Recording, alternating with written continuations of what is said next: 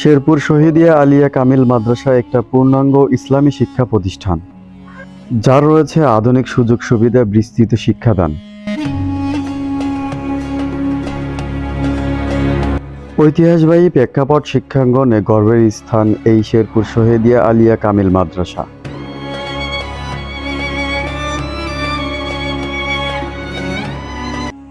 আসসালামু আলাইকুম, সবাই কেমন আছেন? আশা করছি ভালো আছেন। নতুন একটা জায়গাতে আসছি, আপনাদেরকে দেখাবো। উপরে দেখতে পারতেছেন কোথায় আসছি, শেরপুর শহীদিয়া আলিয়া মাদ্রাসায়। ঠিক আছে, তো আজকে হচ্ছে এই শহীদিয়া আলিয়া মাদ্রাসায় কি কি আছে এবং কত সালে হচ্ছে এটা নির্মাণ হয়েছে এবং হচ্ছে এর মধ্যে যাবতীয় জিনিসপাতি আছে, সবকিছু আমরা দেখাবো।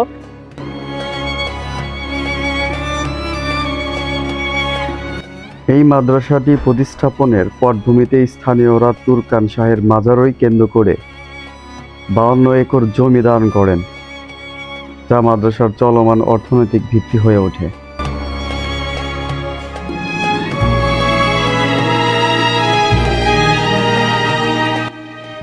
শেরপুর শহীদিয়া আলিয়া মাদ্রাসা বগুড়া শেরপুর উপজেলায় অবস্থিত। এটি একটি ঐতিহ্যবাহী আলিয়া মাদ্রাসা, যেটি 1937 সালে প্রতিষ্ঠিত হয়। সময়ের বিবর্তনে ধীরে ধীরে সবই পরিবর্তন হয়েছে। আপনারা যে গেটটা দেখতে পারতেছেন, এটা মূলত প্রতিষ্ঠান প্রধানের রুম ছিল।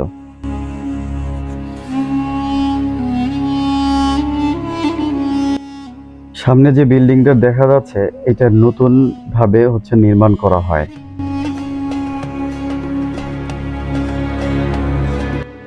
বাস্তবায়ন সংস্থা মাদ্রাসা শিক্ষা অধিদপ্তর, কারিগরি ও মাদ্রাসা শিক্ষা বোর্ড, শিক্ষা মন্ত্রণালয়, শিক্ষা প্রকৌশলী অধিদপ্তরের তত্ত্বাবধানে এই নতুন ভবনটি তৈরি করা হয় 2022-23 অর্থ বছরে।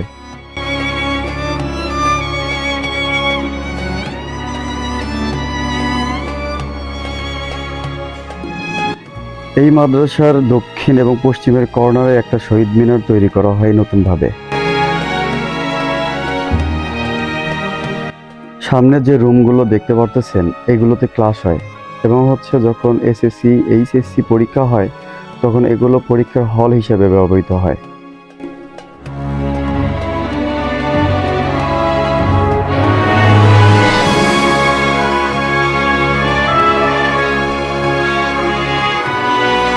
সামনে যে দোতলা বিল্ডিং দেখতে পারতেছেন, এটা নতুনভাবে তৈরি করা হয়। এটা একাডেমিক ভবন। এই একাডেমিক ভবন স্থাপিত 1937 সালে। এটা পুনর্নির্মাণ করা হয় আবার 2003 সালে।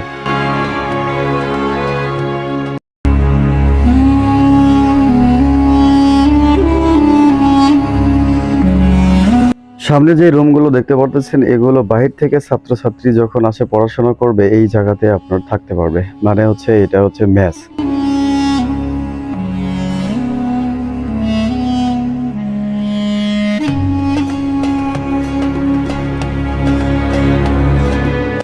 সামনে যে খেলাধুলার জন্য জিনিসপত্র দেখতেছেন, এগুলো মূলত প্রাইমারির জন্য। প্রাইমারি ছোট বাচ্চারা এখানে আসে খেলাধুলা করে এবং এই সাইডে প্রাইমারি স্কুল স্থাপিত হয়েছে। এই বিল্ডিংটা পুনর্নির্মাণ করা হয় 2012 সালে।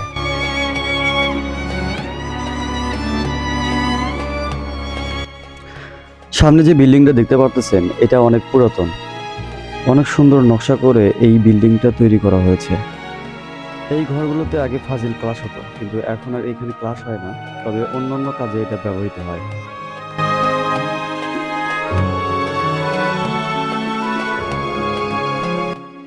আমি এখন মূলত যেখানে ঢুকতেছি, এটা মসজিদ। এখানে নামাজ পড়া হয়। অনেক সুন্দর এই মসজিদটা নতুনভাবেই তৈরি করা হয়েছে। দেখতে পারতেছেন সাইডে অজুখানা।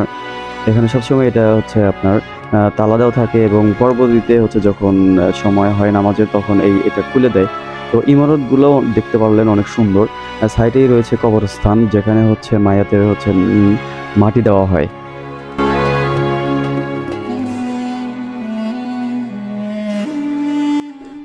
সামনে যে গাছটা দেখতে পারতেছেন, এই গাছটা অনেক পুরাতন। আসলে এটা আমার জন্মেরও আগে কিনা জানি না, তবে এই গাছটা আমি অনেক আগে থেকে দেখতেছি। আর সাইডে রয়েছে ফাজিল ক্লাস এবং অন্যান্য ক্লাস। আর এই সাইডে এই বিল্ডিংটা দেখতে পারতেছেন, এটা হচ্ছে আপনার প্রিন্সিপাল রুম যেটাকে বলে। আশা করছি ভিডিওটা ভালো লাগছে। তো আমার ডিসক্রিপশন বক্সে ইউটিউব চ্যানেলের লিঙ্ক দেওয়া থাকবে, অবশ্যই সবাই সাবস্ক্রাইব করবেন এবং হচ্ছে আমাকে ভালোবাসা দিবেন। এবং হচ্ছে এই ভিডিওটা যদি ভালো লেগে থাকে অবশ্যই লাইক, শেয়ার এবং কমেন্টস করবেন, আমাকে ভালোবাসা দিবেন। নতুন কোনো ভিডিও নিয়ে আবারও হাজির হব আপনাদের মাঝে।